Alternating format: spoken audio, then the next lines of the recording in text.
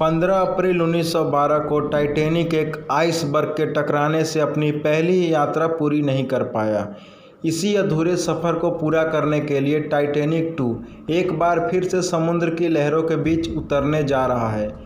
तो पूरी जानकारी के लिए वीडियो को अंत तक देखें। और अगर आप नहीं जानते कि आखिर टाइटैनिक डूबा क्यों था, तो नीचे डिस्क्रिप्शन में और आई बटन में वीडियो है, इसको देखने के बाद आप उसको देख सकते हैं। दोस्तों, टाइटैनिक अपने टाइम की इस दुनिया की सबसे बड़ी जहाज़ थी। 10 अप्रैल 1912 को टाइटैनिक ने अपनी पहली यात्रा शुरू की थी इंग्लैंड से।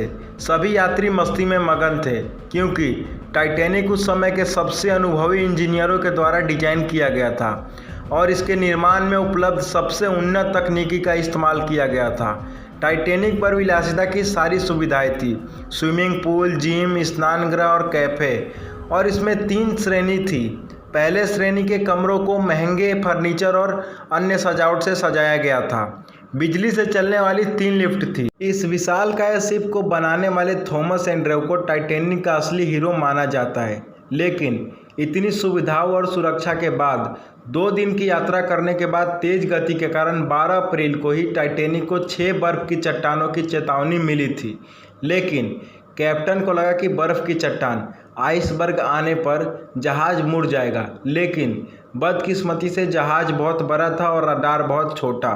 तो बर्फ़ की चट्टान आने पर तेज़ गति के कारण समय पर नहीं मुड़ पाया और चट्टान से जा टकराया, जिससे जहाज़ के आगे के हिस्से में छेद हो गया और लगभग 11:40 पर वो डूबने लगा। लेकिन लाउडेन ब्राउन बताते हैं कि जो कुछ भी हुआ उसके लिए कैप्टन स्मिथ ही जिम्मेदार है, क्योंकि कैप्टन ने सवार लोगों को जहाज़ छोड़ने का एक सामान्य सा आदेश दिया था।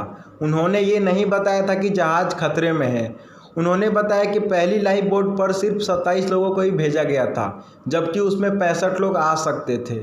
कई लाइफ बोट आधी खाली ही भेज दी गई थी, जो बाकी यात्रियों को लेने वापस नहीं आई। तकरीबन 2:20 तक जहाज़ पूरी तरह से समुद्र में समा गया। जिस सागर में वह डूबा था उसके जल का तापमान -2 डिग्री सेल्सियस था, जिसमें किसी साधारण इंसान का 20 मिनट से ज़्यादा जीवित रहना नामुमकिन था। इस दुर्घटना में करीब 1517 लोगों की मौत हुई थी। लेकिन इस घटना के 14 साल पहले अमेरिकन लेखक मॉर्गन रॉबर्टसन द्वारा 1898 में लिखी गई टाइटैनिक के डूबने की प्रसिद्ध कहानी के अनुसार नाव का अपने दिन में सबसे बड़े जहाज़ के रूप में वर्णन किया गया था और उसका नाम टाइटन था। दोनों जहाज़ एक ही आकार के थे। टाइटैनिक 25 मीटर बड़ा था टाइटन से। दोनों जहाज़ों के न डूब सकने वाले के रूप में वर्णन किया गया था। दोनों जहाज़ अप्रैल-मई के महीने में एक आइसबर्ग के टकराने से डूब गए।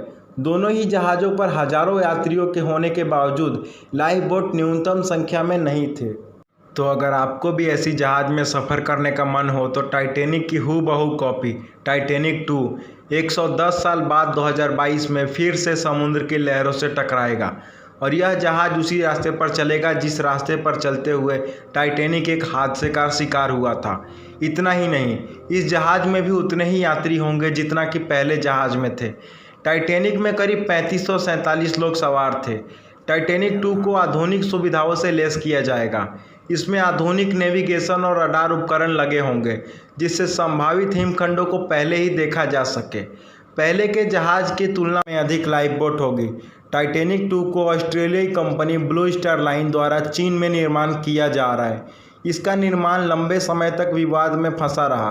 पहले वाले जहाज़ की तरह इसमें भी 3 तरह की टिकटें होगी, जिसमें पहली, दूसरी और तीसरी श्रेणी शामिल हो। तो आज की इस वीडियो में बस इतना ही। ऐसे ही और वीडियो के लिए चैनल को सब्सक्राइब करना ना भूलें।